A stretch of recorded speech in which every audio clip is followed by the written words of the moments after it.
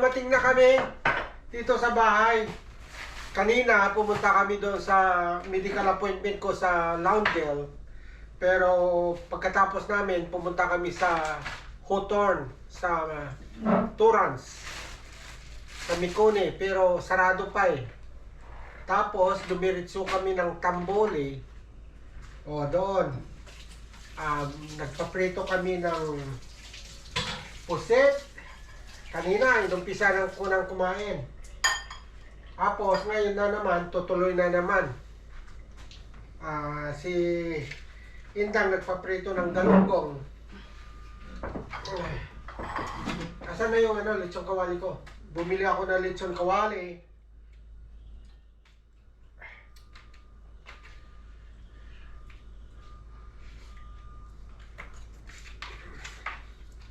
Yeah, ganito na lang ang buhay-buhay dito. Galunggong. Galunggong. Ay naku ng galunggong. Hindi mo pa rin maalis yung pagka-Pilipino natin. Sindang. Pagkamutak. Instead na yung malalaking isda ang bilhin, yung mga galunggong pinipili niya. Buhay ko. Galunggong. Dinengding.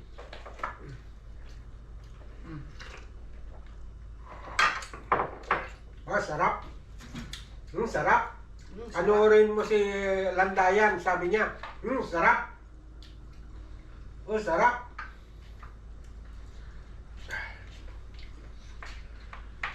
Oh, busog na ako. In-airfry mo ba yung lechong kawali ko?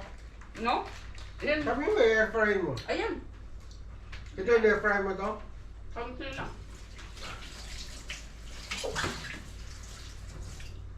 Narigat mo, no? Oh, maganda pala ito, ma. Magpaprito ka ng katamtaman lang tapos i-airfry mo every time na ka. Magkamay na ako. Magkakamay ako. Mas maganda.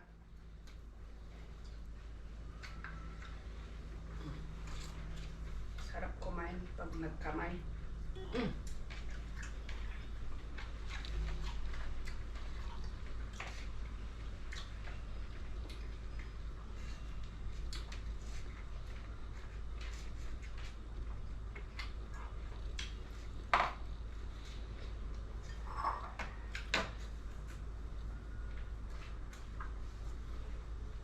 Ang hang.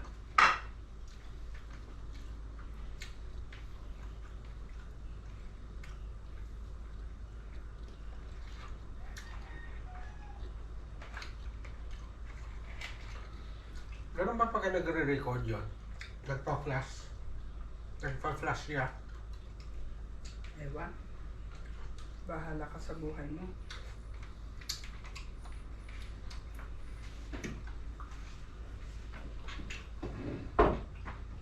Work autonomously, programmed to solve increasingly difficult cryptographic puzzles to verify Bitcoin transactions. Yasar said the puzzles generated by the Bitcoin software are extremely difficult to solve, using lots of computing power pooled together. And the like. So I think, and you've certainly seen among conservatives boycotting the companies and other things. Now we're on the high, 34, 548. Asa? Oh man, that's too high now. An issue.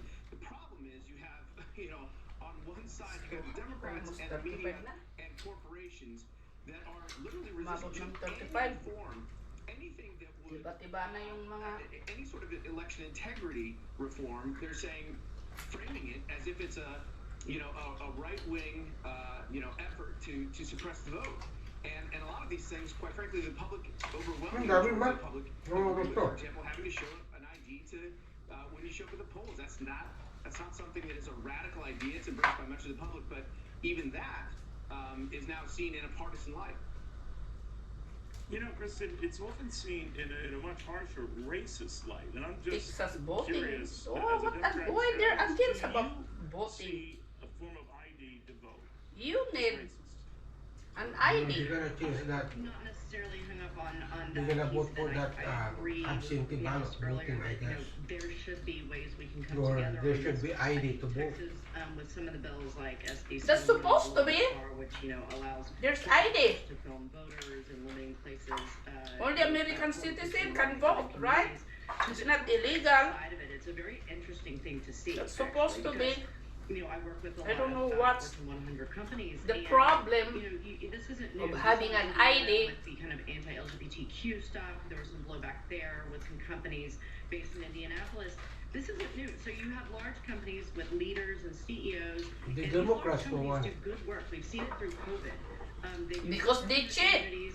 They've become more involved in, you know, like the social impact You want those of what they're doing. So immigrants it's surprising just to that vote not just for their them. employees, That's but some why of these they're companies here. have tens of thousands of employees That's and all their got. surrounding communities see them Yeah. as leaders and want to see what they think about things like this. So a lot of these companies are I guess seeing, what- you know, the pressure to do it, but also Yeah. want to step out and do it. So there are benefits and No, drawbacks. but I can think that see your there are some point, Chris, benefits and I that just speak to it. wonder. Yeah, I don't wonder know if it's why a step too far, and these companies they that don't take do the harsh right measures thing. like Major League Baseball pulling out of Georgia, Atlanta for the All-Star game. Whether It's the right thing to do. Read the bill at hand, That's that true. they write first, read later, and do they look, Gianna, in It's your the right mind, thing to like do. They're posturing too much because it comes back to bite them. Yeah, I mean, what we saw after George Floyd is companies saw value in aligning themselves with these particular issues. They saw that if Uber Eats, for example, if they have a black-owned section in their Uber Eats, the black folks would go and they would support them. They see a marketing advantage to saying, hey, we spoke out, whether it be factually correct in terms of what they're speaking out on or not. They see dollar signs. But the problem is, they're going to get folks that are going to say, I disagree with Napalalo ako, any natapusitan, company. talo This na particular company natapusit, speaking out nagbasitan. That's it. That's it. aren't the same, and they're going to get You're backlash finished. from this, especially as they continue to raise their voices on issues. And there's no Ano bill naman that even to discern, Ako. especially in Texas, there's no bill that we're even negotiating at this point. There's 45 bills. Gato yan. Which bill are you talking about? What does it do? We don't know. Ayaw ko na, marami na ako nakain na pusit kanina sa Ayaw mo na. sasakyan. Hindi na nga bumababa yung tiyan mo. Kailangan bumaba na yung buntol I'll mo. raise this with you. I do want to hear from you. I do want to hear from you, Kristen, but I do want to get this That's other enough. subject, and I want your reaction to this as well. Enough. Kristen, Tom, Mabigat ang busog mo dito sa pusit. Louisiana on the Liz Cheney situation, and he regrets what's going on. He thinks a lot of Liz Cheney that she shouldn't lose her leadership position, and she's worried about, May sapay. the party, the Republican Heh. Party. What do you make May isa na ba isa? But the schism is this, Tom? How bad? Dati di kaili-ili ko nga sila ni Ubinga. Well, I don't know how Pusit. dire it is, and certainly it's always a situation when particularly Republicans are willing to criticize other Republicans, they become a big story, right? And Liz Cheney, I think that's ultimately what this is about. It's less about her vote on impeachment.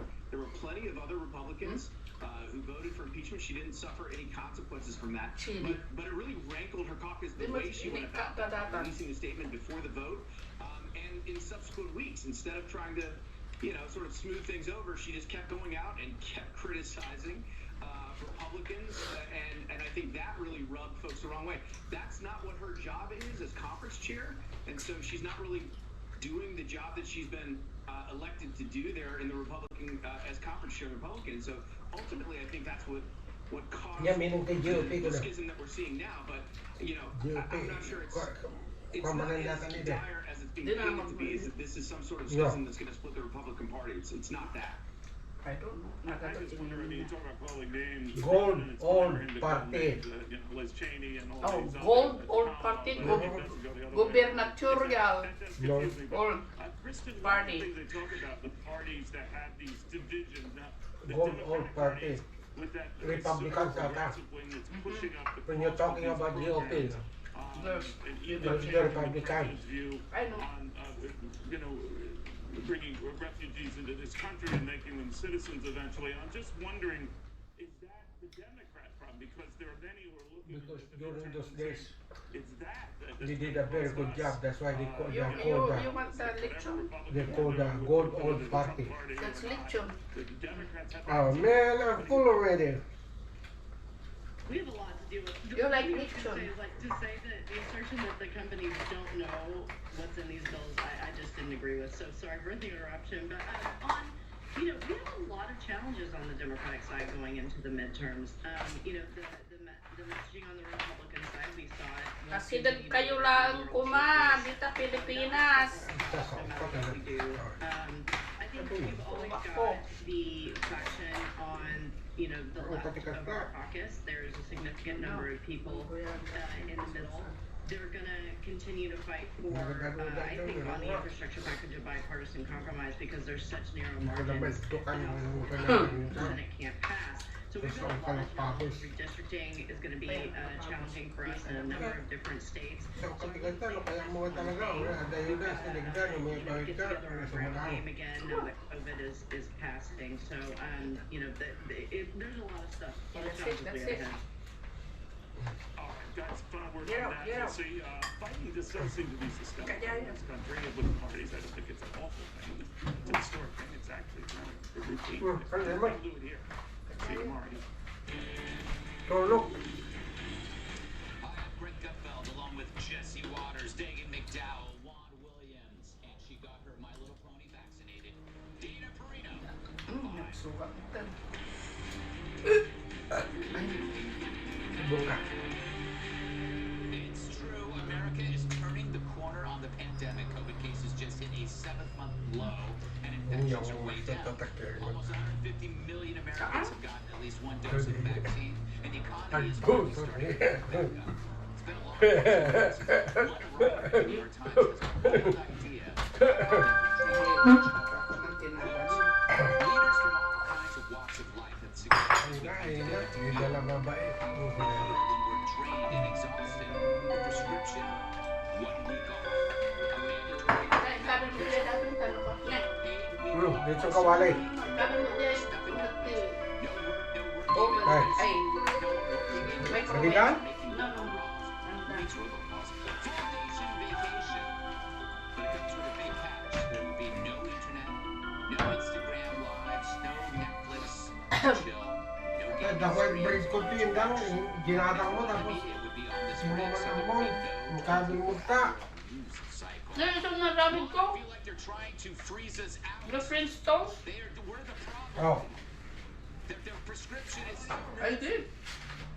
It sounds like heaven to me. Buy one, get one. I think this would be great. Inalak na yan, duwa na ka. I'm in for it. The thing that Ayun, strikes me is we are in a ano. moment of optimism. I mean, it feels like, it's springtime out, the flowers are blossoming, people are What? sliding down the avenue Pandemic receipt. out there. And so I'm all That's for it. funny, ha? Pandemic receipt, kano receipt.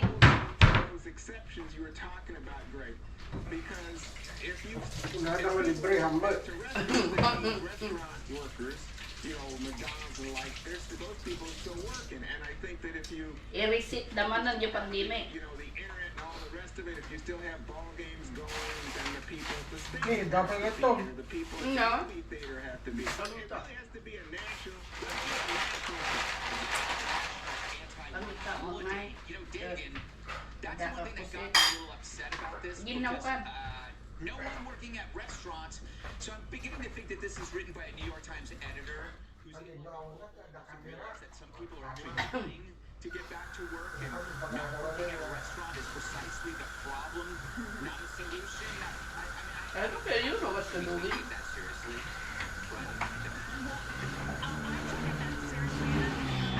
Preface this by saying I am the child of 2 small business owners who never took a vacation. I'm a curmudgeon of birth and a lifelong rump bucket. So I will say, get to work.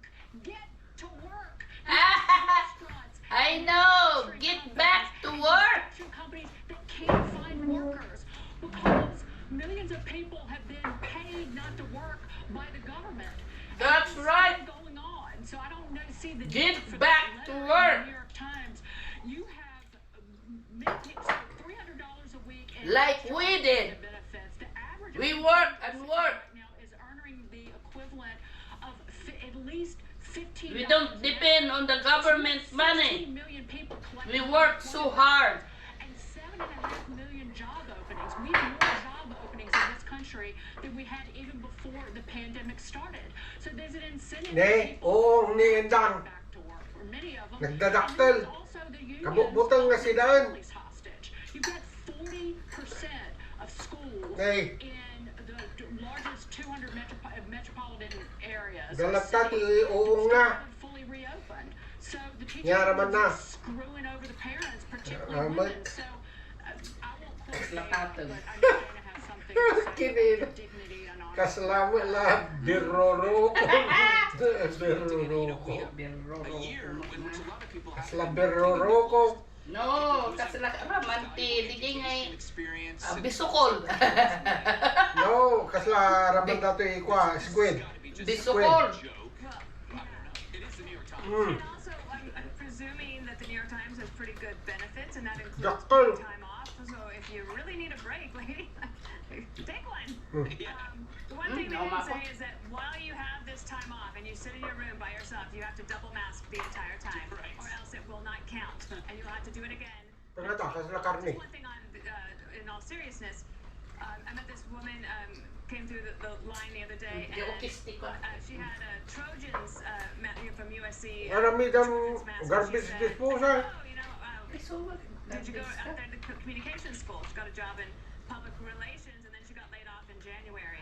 And she has not, still to this day, has not been able to get New Jersey unemployment office to call her back. No, gaya That mo. was a problem that, Ang kagaya. if you recall, a year ago, or even more so, 14 months Panahon ago, na to, none kaya. of these states knew how to handle all of this. I'm not done So eating this- yet. a state like New Jersey still hasn't figured that out. We need to This woman finish told us that Kaya I kardo ka desperately man want eh. to work. She wants to Una. get back to it. She wants to get up every day and Kan. have something to do. So let's just hope that anybody who wants to get a job and get back to work, they can do that soon. And maybe the New Jersey Unemployment Office is hiring. That's why nobody's picking up. Yeah. I don't know. Jesse, you know, you just had a child. Of course, we haven't heard enough about that. So I'm sure you would probably love this extra week off to spend time at home with Jesse Jr. while Jesse Jr. tells you the importance of climate change and the effects of carbon emissions on our future. Well, at first, I was going to trash the Times, and then I remembered that they might review my book. So I'm a little bit more open-minded about this idea. But I was kind of on the fence about the whole deal until I got to the part about a week off from the 24/7 news cycle, and I thought,